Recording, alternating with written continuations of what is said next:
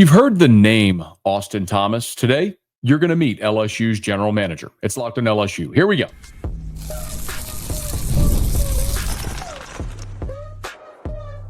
You are Locked on LSU, your daily podcast on the LSU Tigers.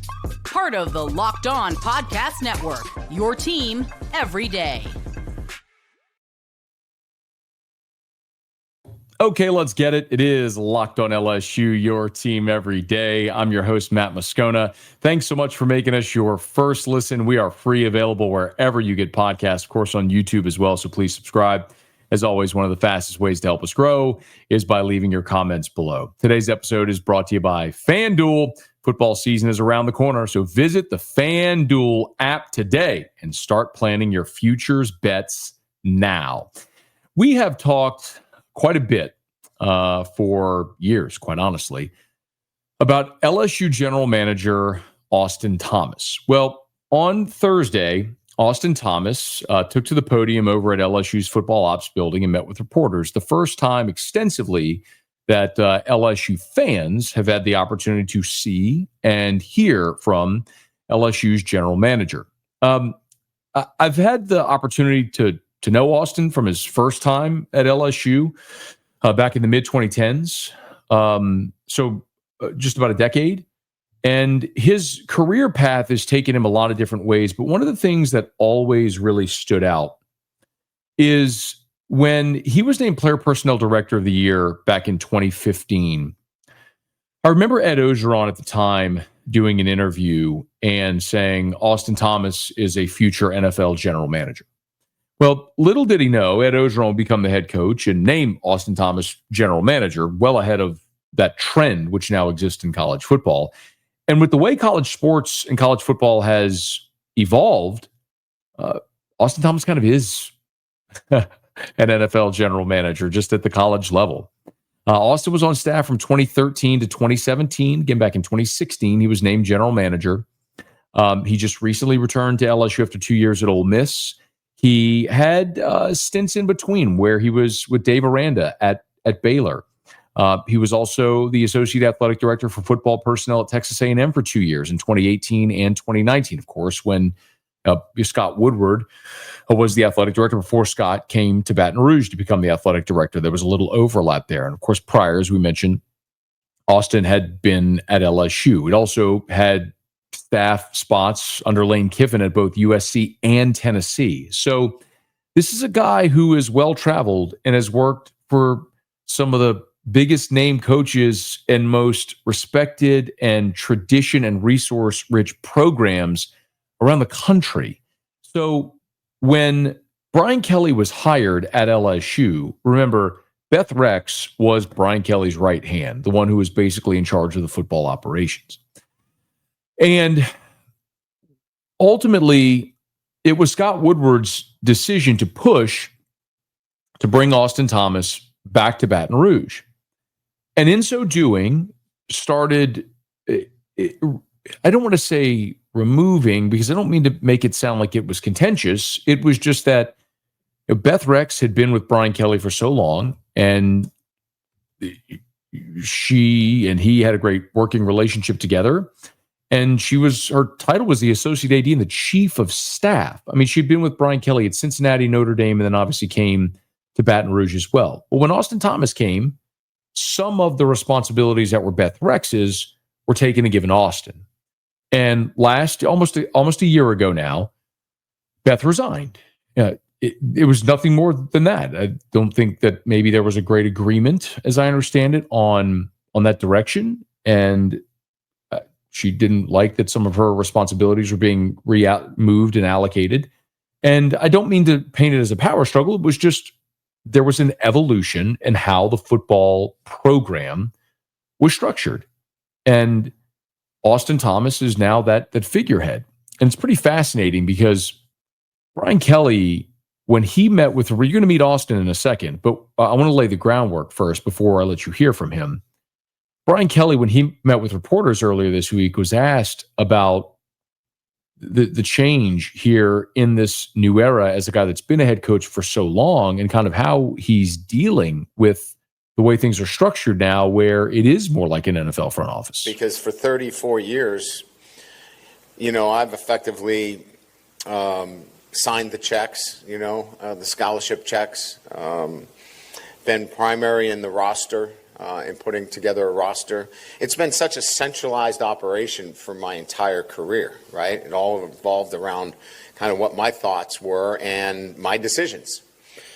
I've abdicated some of that to a front office, if you will. Now, I don't want to paint the picture that I'm not involved in those decisions, but we've hired a great GM and a front office staff that can handle a lot of that stuff for me, which allows me to stay focused on our players, because there's no way I could be negotiating contracts and working towards some of the creative ways through revenue sharing on a day-to-day basis. There's just not enough time to do it.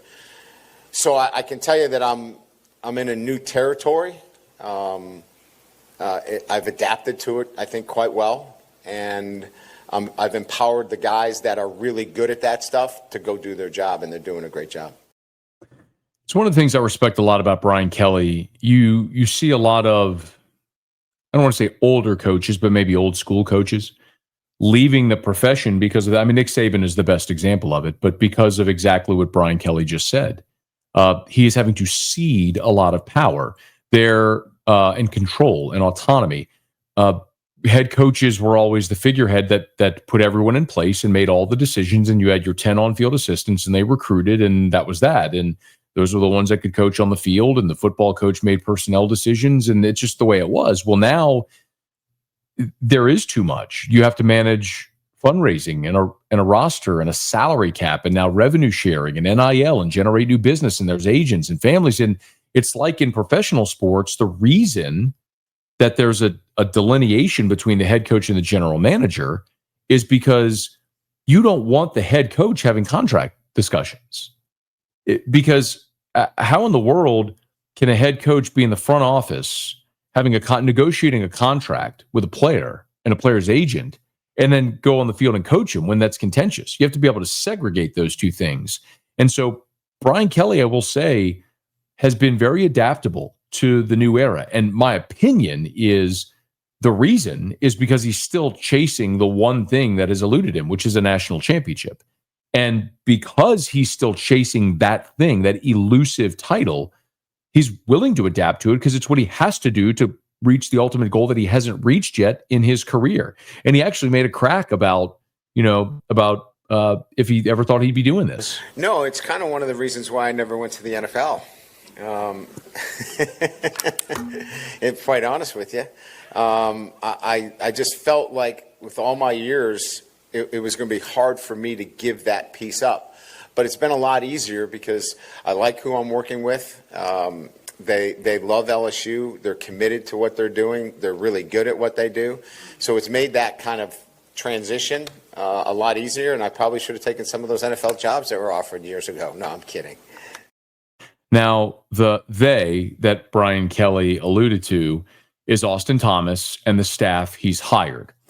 To come back, and I'm going to let you hear from Austin Thomas, who did a pretty elaborate job of walking through the approach that they have to roster building and building this front office that is managing LSU football in this new era. We'll get to that as we continue. Locked on LSU, your team every day. August 26th is officially FanDuel Futures Day, a brand new holiday for football fans who live for bold predictions and preseason hunches. For just 24 hours, FanDuel is giving you deals on NFL season predictions. So whether you're calling your MVP, eyeing a long shot division winner, or you're ready to crown your Super Bowl champion before week one even kicks off, this is your moment. Take a flyer on that MVP race. You think Joey B or JD5 can get it done this year? Go make that bet right now. Crown your champion in August. I'm going to keep picking the Bengals until it happens, or you can parlay your division winner dark horses. Visit the FanDuel app today and start planning your futures bets now, because Futures Day is one day and one day only. FanDuel, play your game. So Austin Thomas met with reporters, and the first clip that I'm going to play for you from Austin, it was about a 25-minute press conference. And to be quite frank with you, Austin is quite good at dancing around answers and speaking in generalities and not getting backed into a corner. He's very smart. He's not going to say the thing that's going to be the viral soundbite. He's very good at what he does.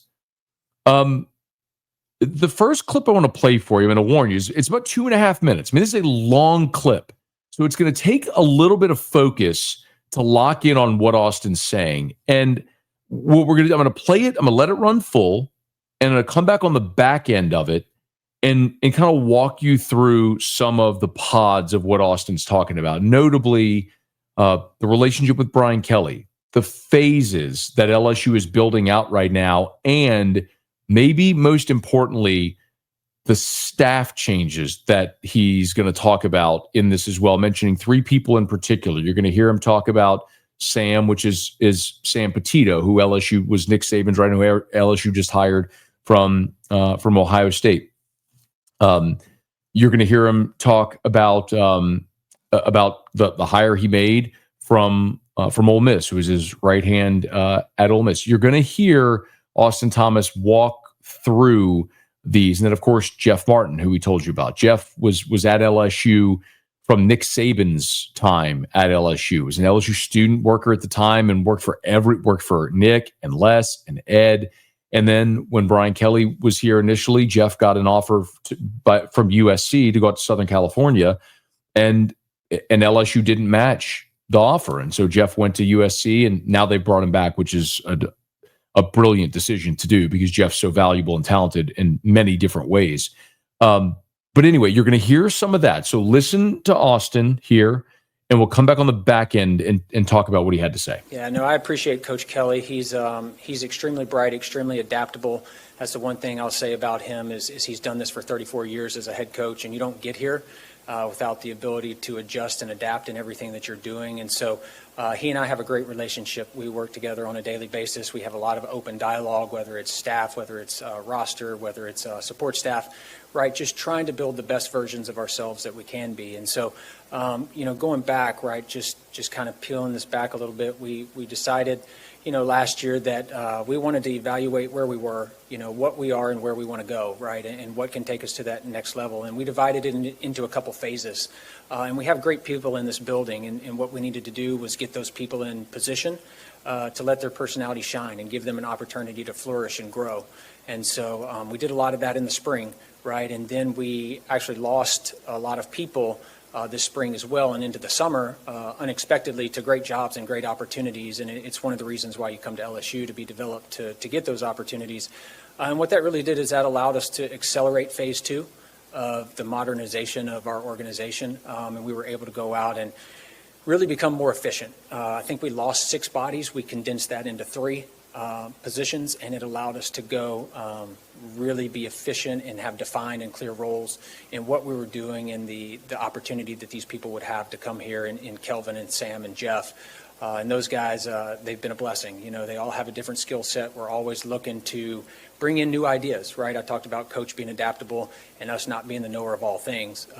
When you get people from the outside, sometimes they have the ability to show you a different way. And we want to be the best version of ourselves that we can be holistically as an organization. And so from that standpoint, having a Sam here who's done it at the really high, the highest level, right, whether that's at Georgia or Alabama or Ohio State, he's a guy that has a lot of experience and knows what it looks like, and we lean into that. We welcome that.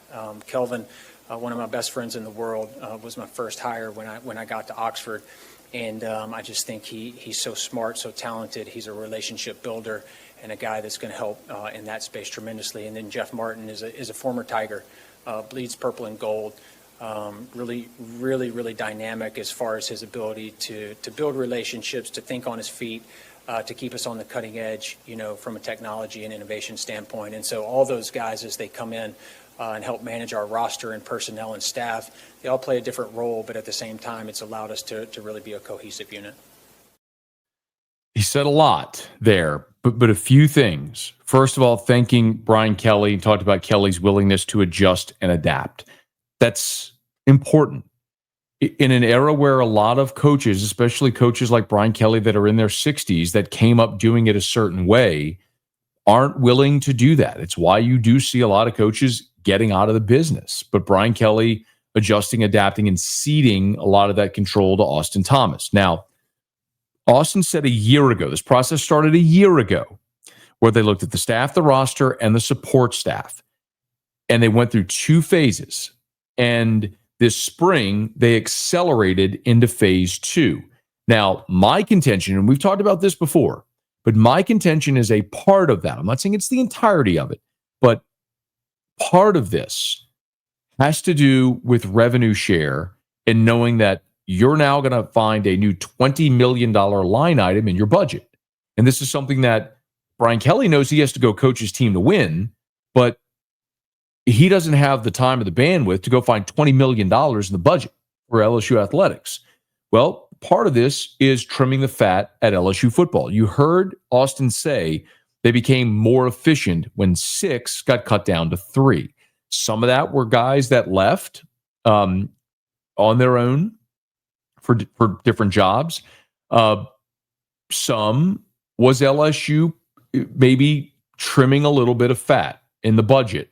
But effectively, now you have 3 people doing the work that you felt in a way 6 were doing it, but you're doing it more efficiently now, maybe with a better caliber, more qualified person in their role. You talk about Kelvin Bolden, who comes from Ole Miss, who has great ties in the state of Mississippi. Now, one of the reasons LSU is going to continue to recruit exceptionally well in Mississippi. Of course, the number 1 receiver in the country, Tristan Keys, is from Hattiesburg. Kelvin's got great ties there.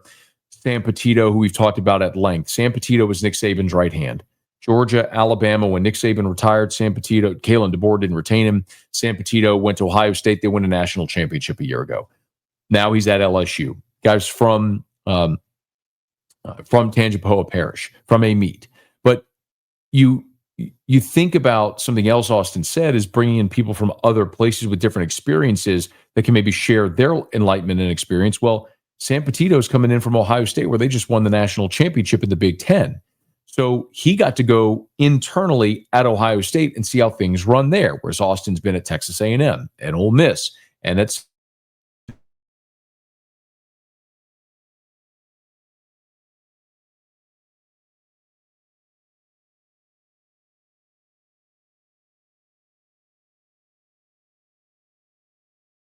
to be right there in contention for a national championship.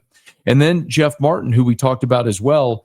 Jeff's a guy that's was at LSU for 20 years, man, from Nick Saban as a student worker all the way through Brian Kelly arriving here, went to Southern Cal, and is now brought back. So you've got 3 high-level people in those roles that are going to make you more efficient and perform at a higher level as they've evaluated. But a big part of that also is understanding if you can get 3 people to do the work of 6 and do it at a higher level and trim in the budget in a revenue share era, that's part of the way that you have to operate more efficiently. I'm not saying lean out to cut expenses just for the sake of it, but if you can find places where you can be more efficient, you do it. And that's clearly what they did there.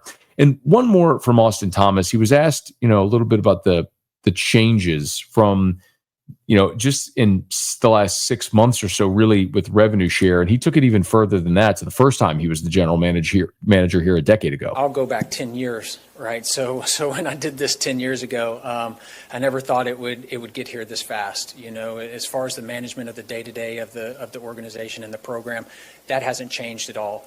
The financial component has obviously added a lot to that, right? And so I think, again, it's about hiring great people, people that are really solid at what they do and have an understanding of this space to help alleviate, some of that pressure or that burden that you have on a daily basis is important to having sustained success. And so, again, we've been able to go out and do that, and I think it's changed tremendously in that a lot of my day-to-day, even right now, is financially driven, right? And it used to be just kind of the operations of our organization and hires, but really now it's staff, support staff, players, all the way down. And so it's become a little more of a business, but I like to say we're a family with a couple business principles that have to apply. And that's how we continue to try to operate.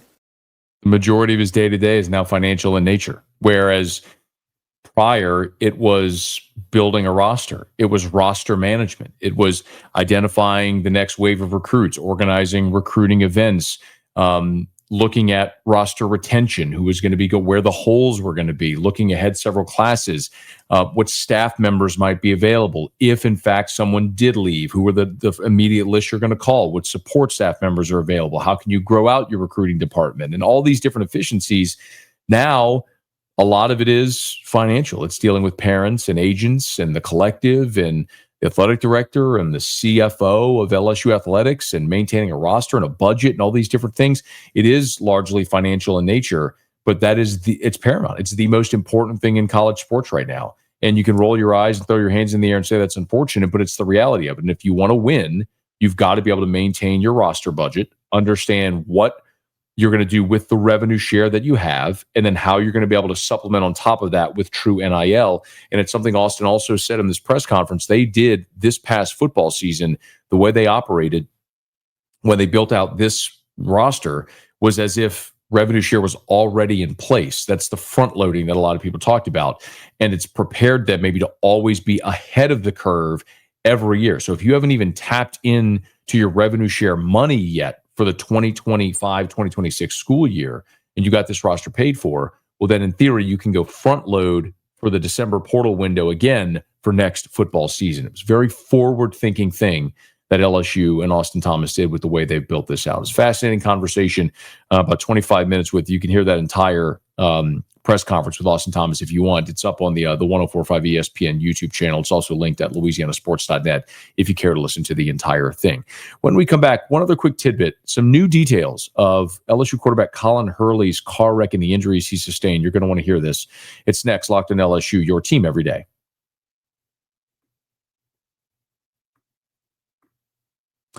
Guys, you probably heard of Viagra or Cialis. Maybe you've even tried them. But if you're looking for something beyond the usual pill, it's time to meet Rougiette Ready. Rougiette Ready is a next-gen prescription treatment designed to amplify arousal in the brain and boost blood flow. Unlike the usual pills that can take hours, Rougiette's 3-in-1 formula dissolves under your tongue and kicks in fast, on average in 15 minutes. Effects can last up to 36 hours, so you can stay confident and in control when the moment is right. You can even read customer reviews on their website. It's helping a ton of people feel more confident.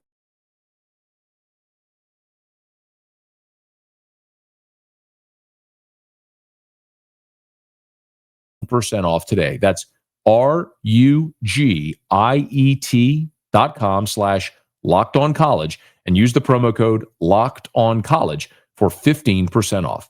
Individual results may vary with prescription treatment. Compounded drugs are permitted to be prescribed under federal law, but are not FDA approved and do not undergo FDA safety, effectiveness, or manufacturing review. Please visit the Rougiette website for full safety information.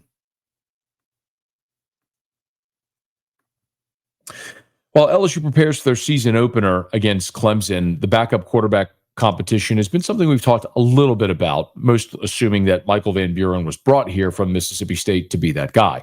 Well, Colin Hurley is also in the mix, and it wasn't nearly the case after his accident in January. Of course, LSU played in the Texas Bowl against Baylor, and a few days after that, Colin Hurley was in a car wreck on Highland Road in South Stadium. We've seen the pictures of the car wreck where he slammed into a tree, and a new book that's been released that's scheduled for release by Seth Wickersham details a lot of those, the incident there with Colin Hurley. And the reason is because Seth Wickersham, in this new book, American Kings, a biography of the quarterback, one of the persons he wrote about was Colin Hurley while Colin Hurley was still in high school. I was going through the process of committing to and arriving at LSU, only that it did end and punctuate with the car wreck.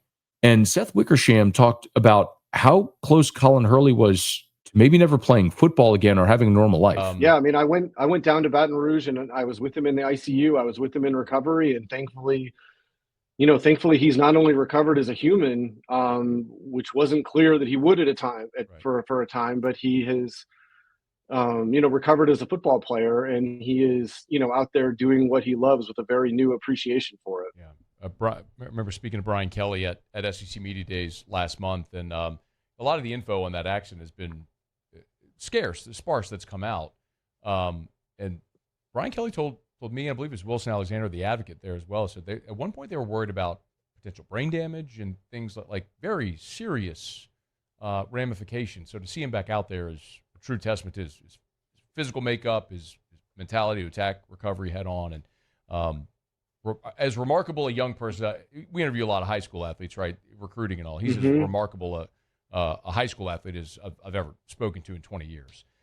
He is, but that's a dangerous path that he was on. And, I'm glad that it looks like he's going to come out okay with it. But, he was in an induced coma for days, and it wasn't clear. I think it was pretty clear early on that he was going to live. And, that was a question at the immediate, moment. But, then it was like, what kind of life is he going to have? Is he ever going to play football again? What if he can't?